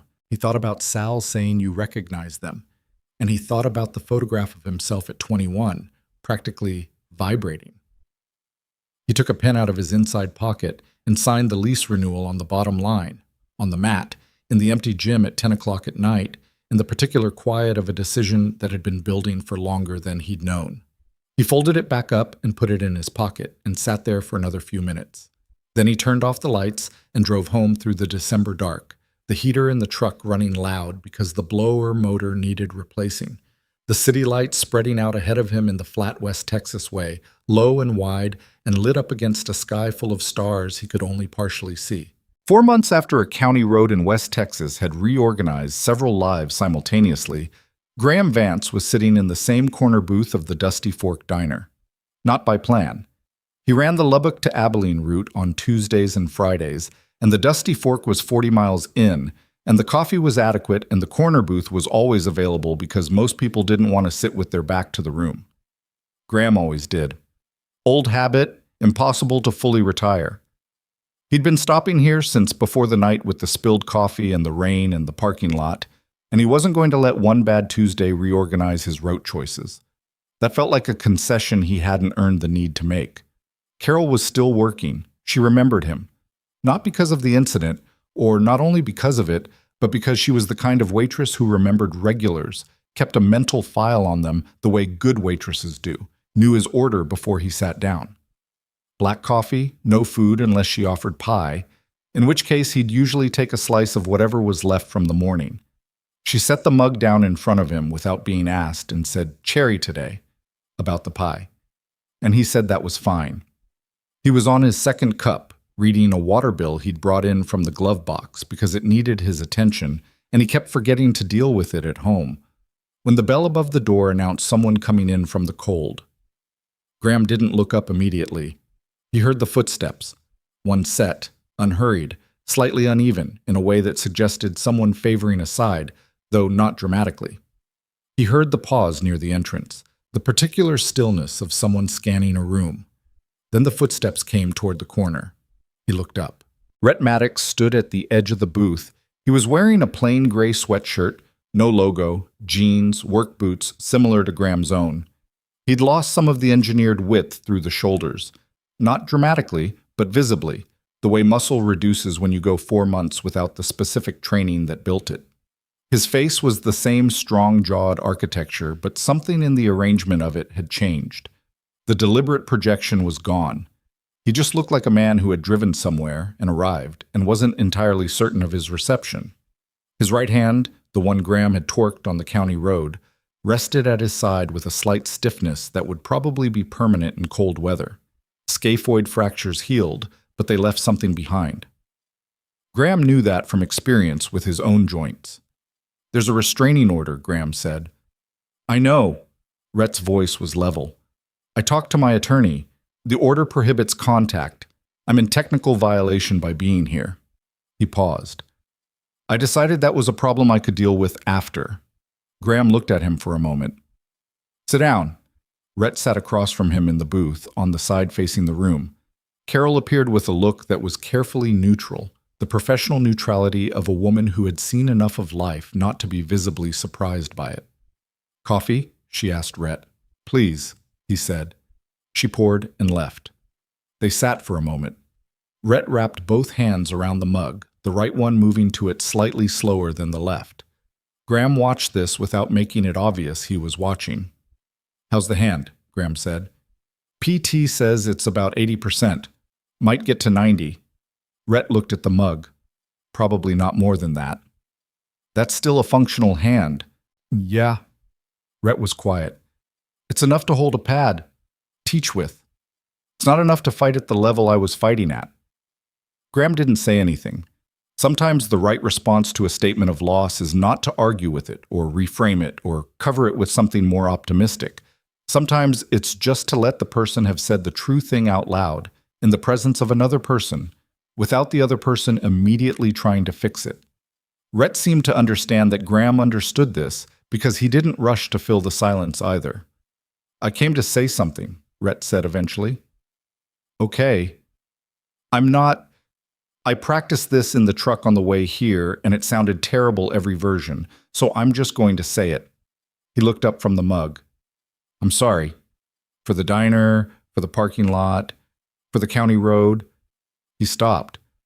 That last one especially, because that wasn't wounded ego anymore. That was something worse. That was me deciding that what I wanted mattered more than what was right, and putting people in the middle of it. Cody and Derek included. They're idiots, but I put them there. Graham looked at him steadily. What changed? What? Between the parking lot and now. What changed? Rhett thought about it. Genuinely thought about it. Graham could see the processing happening rather than just the retrieval of a prepared answer. I had to stop moving, Rhett said. I've been moving since I was 17 years old, training, fighting, building the gym, the record, the sponsors, always something in front of me to run toward, which meant I never had to stand still long enough to look at what I was running away from. He turned the mug in his hands. The cast helped, weirdly. You can't train with a cast on your dominant hand. I had a lot of time to sit in my apartment and have thoughts I'd been avoiding for about a decade. What kind of thoughts? The kind where you ask yourself why you needed to be the most dangerous thing in every room, why it wasn't enough to be good at something, why it had to be a threat, why you got satisfaction from seeing people be afraid of you instead of seeing them get better at something. He paused. I think I know the answer, but it's not a short answer, and I'm not sure you want to sit here while I work through it. I've got another 20 minutes before I need to be back in the truck, Graham said. Something shifted slightly in Rhett's expression. Not quite a smile, but the outer edge of one. He was quiet for a moment. My dad left when I was 8, he said. Cole was 12, and he dealt with it by becoming responsible. I dealt with it by becoming, loud, big, something nobody could ignore or walk away from. He looked at his hands. Took me until I was 28 years old and sitting in a county holding room at midnight to connect those two things, which probably says something about how good I was at not connecting them. Graham drank his coffee. Outside, a semi pulled into the lot, air brakes releasing with a long exhale. I'm not telling you that as an excuse, Rhett said. I want to be clear about that. I'm not looking for you to say, oh, well, that explains it. That makes it okay. It doesn't make it okay. I went to that county road with flashlights, and I intended to hurt you, and I need to own that without dressing it up as something more sympathetic. I know what you intended, Graham said. I was there. Right. Rhett looked at him. I know you could have hurt me a lot worse both times. I know that now in a way I didn't fully know it then. I didn't know who you were, what you'd done. I looked you up after. Couldn't find much, which Cole told me is itself a kind of answer. It is. In the parking lot, Rhett stopped. You could have put me in the hospital in about 3 more seconds. Instead, you let go and walked away. He shook his head slightly. I told myself that was hesitation, that you'd gotten lucky and you knew it and you backed off before your luck ran out. He paused. That's not what it was. No, Graham said. What was it? Graham considered the question honestly, the way he considered most things, without rushing toward the easy answer. It was a calculation, he said. You were angry and humiliated, and you'd made a mistake in a parking lot. That's recoverable. That's something a person can learn from if the consequence is proportionate. He set his mug down. If I'd put you in the hospital that night, the lesson you would have taken from it was about losing, not about what you'd done to earn losing. There's a difference. Rhett was quiet for a moment. You were thinking about what I'd learn. I was thinking about what was necessary. They're not always the same thing, but that time they happened to line up. And the county road? The county road was different. You came with weapons and intent and two other people, and I responded to what was actually happening rather than what might have been happening. Graham paused. The hand? I want you to know that wasn't the goal. The goal was to stop the overhand right, and the technique that stopped it carries that risk. I knew the risk when I applied it. I judged it against the alternative.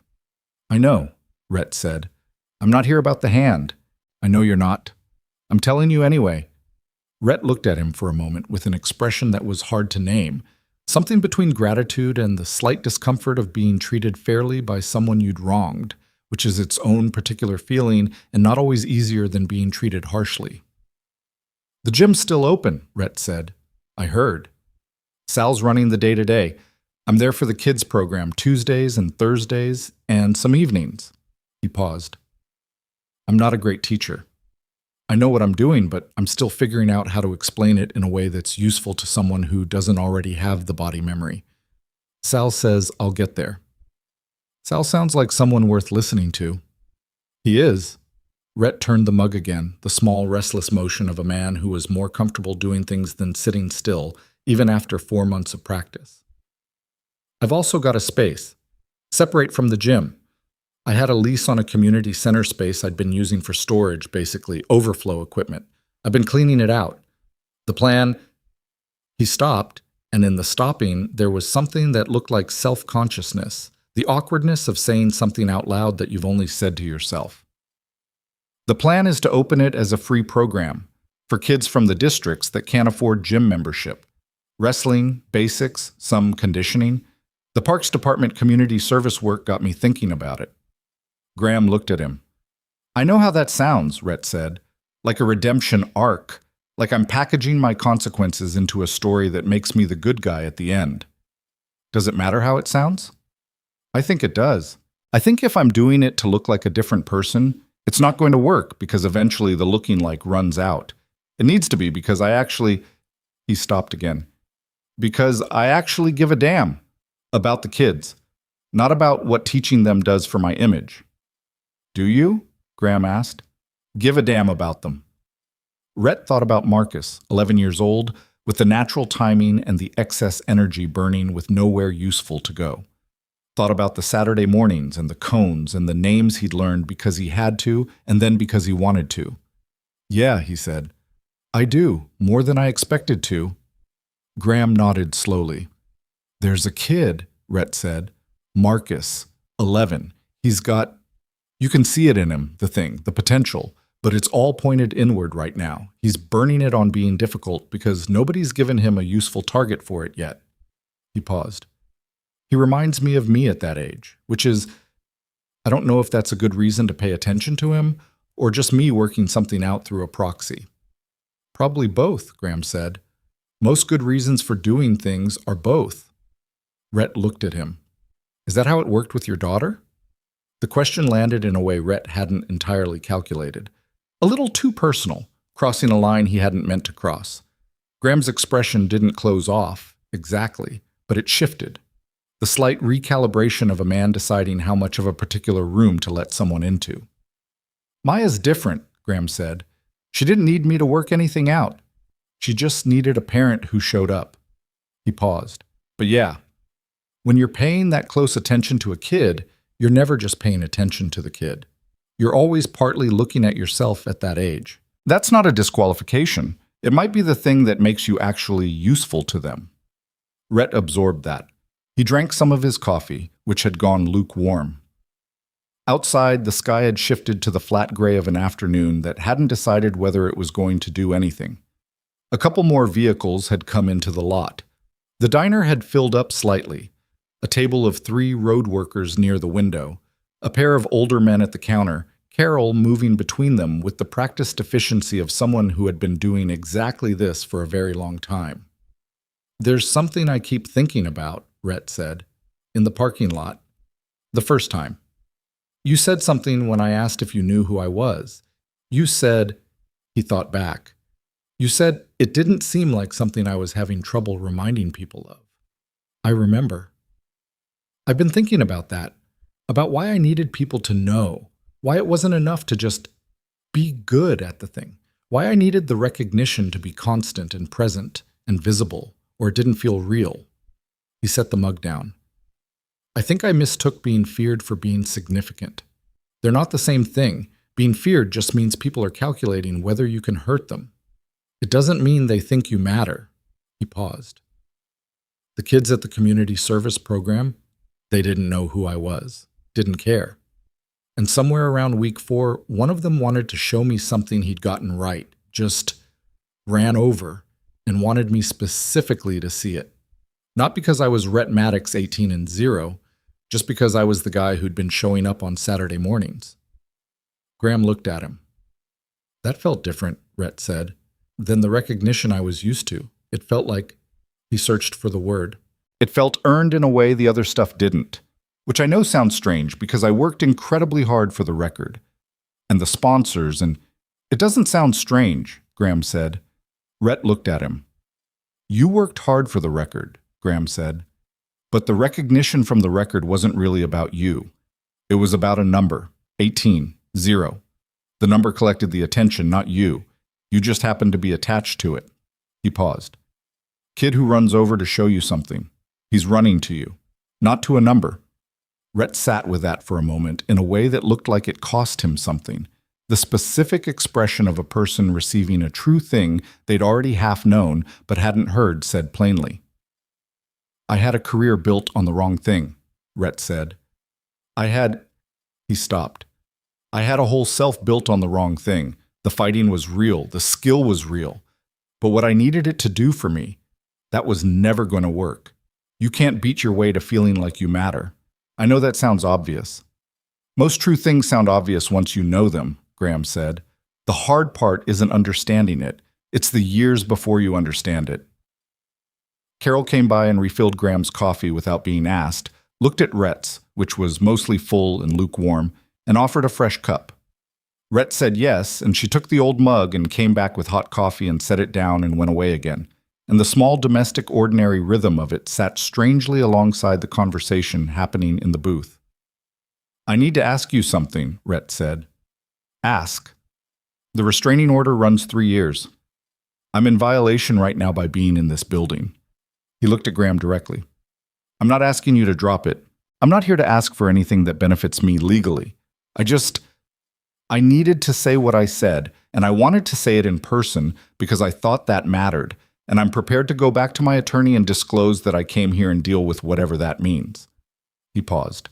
I thought you deserved to hear it from me directly, not in a letter through a lawyer.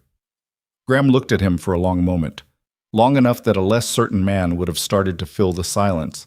Rhett didn't fill it. That too was new. I'll contact Holloway's office, Graham said. I'll tell her the contact was initiated by you, that you came to offer a direct apology, and that I don't want the violation pursued. That's not dropping the order. It stays in place. But the violation doesn't need to become another piece of this. Rhett exhaled slightly. You don't have to do that. I know. After everything, Rhett. Graham's voice was quiet and final in the way it had been in the parking lot, in the way it got when he'd reached the end of a particular line of reasoning and didn't need to extend it further. I'm not doing it for you. I'm doing it because pursuing it would be a waste of everyone's time, and I have better uses for mine. He paused. Don't make it more than it is. Rhett nodded. Okay. The community center program, Graham said, shifting. When does it open? February, if the equipment I ordered arrives when it's supposed to, which... A small, dry expression crossed his face. Which probably means March. What's the name? Rhett blinked slightly, as if the question caught him sideways. I've been going back and forth. I don't want my name on it. Maddox anything. It carries the wrong connotation now, and honestly, I'm not sure it carried the right one before. He paused. I've been thinking about just calling it the West Side Wrestling Club. Functional. Tells you what it is. That works, Graham said. Yeah.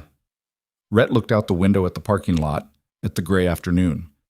Sal said I should put my name on it eventually, said walking away from the name entirely is just as much about ego as putting it everywhere. That I'm still making decisions based on what the name means rather than what the work is. He paused. I think he's probably right. I'm not there yet. You don't have to be there yet, Graham said. You just have to keep doing the work until you are. Rhett turned back from the window. He looked at Graham with the open, somewhat uncomfortable directness of a person who had spent most of his adult life performing confidence and was discovering that genuine straightforwardness required different muscles, ones that were still being developed. Can I ask you something else? Go ahead. When you were in whatever you were in, doing whatever you did you ever have to make a decision that you knew was right and still felt wrong? Like mechanically, logically the right call, but it cost something that didn't come back? Graham was quiet for a moment. The question was specific enough that it had clearly come from somewhere specific, some thought Rhett had been sitting with. Yes, Graham said, more than once. How did you carry it? I didn't always carry it well, Graham said. For a while I didn't carry it at all. I just set it down and walked past it and told myself I'd pick it up later. That worked until it didn't. He paused. Eventually I figured out that carrying it didn't mean thinking about it all the time. It meant acknowledging it was real, and then choosing what to do with the time I had going forward. You can't undo things. You can decide what comes after them. That's what you did, Rhett said. After you left, the military. You decided on trucking, on quiet roads, on your daughter. That's what I did. And it's enough? Graham looked at him. Yeah, he said. It's enough. More than enough. He paused. It took me a while to believe that, but it's true. Rhett nodded slowly. He looked down at his hands, both of them, the left one with its full range of motion and the right one with its 80% and its cold weather stiffness that would be there for the rest of his life. He turned them over, palms up, which was an odd gesture for a fighter, and he seemed faintly aware of that. I keep thinking about something, he said quietly. If you'd been a different person, or if you'd been in a worse mood that night in the parking lot, or if the response to my grabbing those flashlights had been someone who didn't care what happened next. He stopped. I could have killed someone, or someone could have killed me. Not last night, but that night, the county road night. If I'd come across somebody less disciplined or more afraid, and they'd had a gun, which out here most people do, he stopped again. Or I could have hurt you badly enough that you were facing manslaughter charges. I keep thinking about all the versions of that night where multiple lives end or get ruined because of what I did. And I can't... He shook his head. I can't quite account for why the version that actually happened is the one that happened. Graham looked at him steadily. It happened because I've spent a lot of years thinking about how to use the minimum necessary force to stop a situation. That's training and discipline and 20 years of experience. It's not luck. He paused. But you're right that luck was also in it, because I can't guarantee that every person you would have done that to had those same tools. Most people don't.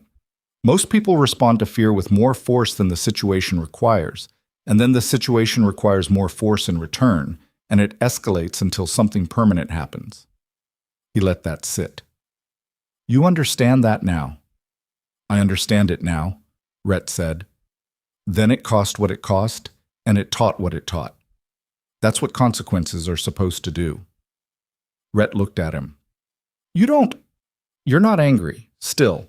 I was expecting some anger. I was angry, Graham said. That first night in the parking lot, not a lot, but some. By the county road, I was past it. By the time I got to Abilene with my delivery, I was mostly just tired. He drank his coffee. Staying angry at someone requires maintaining an ongoing relationship with what they did. I don't have the bandwidth for that. I've got rotes to run and a porch light I just fixed, and my daughter's coming to visit, and she wants green chili stew. Something crossed Rhett's face at that. Not quite a laugh, but the involuntary start of one. The expression of someone who had been holding a heavy thing for a long time and suddenly felt it lighten slightly. He pressed his mouth together and it subsided, but it changed the quality of the space between them. That's a real answer, Rhett said. It's the real answer, Graham said. They sat for another few minutes without the weight of anything unresolved between them, which was a different feeling than the silence at the beginning of the conversation. Carol came by once more, didn't refill anything, left the check face down on the table edge. The road workers near the window were arguing good-naturedly about something, their voices rising and falling. The two older men at the counter were eating pie. Rhett picked up the check before Graham could. "I've got it." Graham considered objecting and decided it wasn't worth the small argument. All right, Rhett paid at the counter, cash exact, with a decent tip that Carol received with the neutral professionalism of someone who'd been tipped well and badly in equal measure and had stopped attaching meaning to either. He came back and picked up his jacket from the booth. "The West Side Wrestling Club," Graham said. Rhett paused. "When it opens, send the information to the County Parks Department, the one you did your community service with. They've got referral lists for programs. Kids who need somewhere to go, families who can't afford the gym fees." He paused. "It'll help with the enrollment." Rhett looked at him. "How do you know about the county parks referral list?" "I have a daughter who studies architecture and cares about communities and sends me articles about urban resource gaps because she thinks it's good for me to know things beyond freight routes." A brief pause that was as close as Graham Vance typically got to a joke. "She's probably right." Rhett put his jacket on. His right hand went through the sleeve slightly slower than the left. "She sounds like a good person." "She's better than me," Graham said simply. "In most of the ways that matter." Rhett stood at the edge of the booth for a moment, not quite ready to go, not quite finding a reason to stay. He extended his right hand, the injured one, the one with its 80% and its permanent cold weather reminder, across the table. Graham looked at it for a half second. Then he reached out and took it, and they shook hands. And the grip was careful on both sides for different reasons, and lasted exactly as long as it needed to. "Don't come back here," Graham said, releasing the hand. "Not because of the order, just, you don't need this place. You know where you're going. Go there." Rhett stood up straight. He nodded once. "Yeah," he said. "Okay." He walked out of the Dusty Fork Diner through the same door he'd entered, and the bell above it made its small sound, and the cold came in briefly and was gone. Graham sat with his coffee. Through the window, he watched Rhett cross the parking lot to a truck, a plain dark pickup, nothing like the chrome rim SUV from 4 months ago. Get in and sit for a moment before starting the engine. Then the engine turned over and the truck backed out and pulled onto Route 87 heading north, and in 40 seconds it was out of sight. He thought about what Rhett had said, about the versions of that night where everything goes differently, about the thin line between the outcome that happened and the outcomes that could have happened, and how little distance there is between a man making a recoverable mistake and a man making an unrecoverable one, and how that distance is sometimes measured in nothing more than what the other person in the equation decides to do. He'd thought about this before, not specifically about Rhett, about the general truth of it, the one he'd encountered in versions throughout his career and then re-encountered in a different key when he became a father. The people we become are not solely our own project. They're shaped by who meets us in our worst moments and what those people do. He wasn't sentimental about this. He didn't think of himself as having saved Rhett Maddox or built him or redeemed him. Rhett had done those things himself, by degrees, through consequences and time, and the specific hard work of looking at yourself clearly and not looking away. All Graham had done was decline to permanently destroy someone who still had the capacity to become better. That wasn't heroism, that was just a calculation he'd made, and it had turned out to be the right one, and he was glad of that in a quiet way that didn't require fanfare. He finished his coffee, left enough on the table to cover the pie Carol had brought him, plus extra. Put his jacket on, the same one, the same faded flannel, the grease stain on the left sleeve that still hadn't come out and probably wasn't going to. He had a delivery to make. Abilene, industrial fittings, same route as always, same turns, same flat scrubland and barbed wire, and the occasional rusted water tower leaning at its lazy angle. He'd done this route enough times that his hands knew the turns before his mind consciously issued the instruction.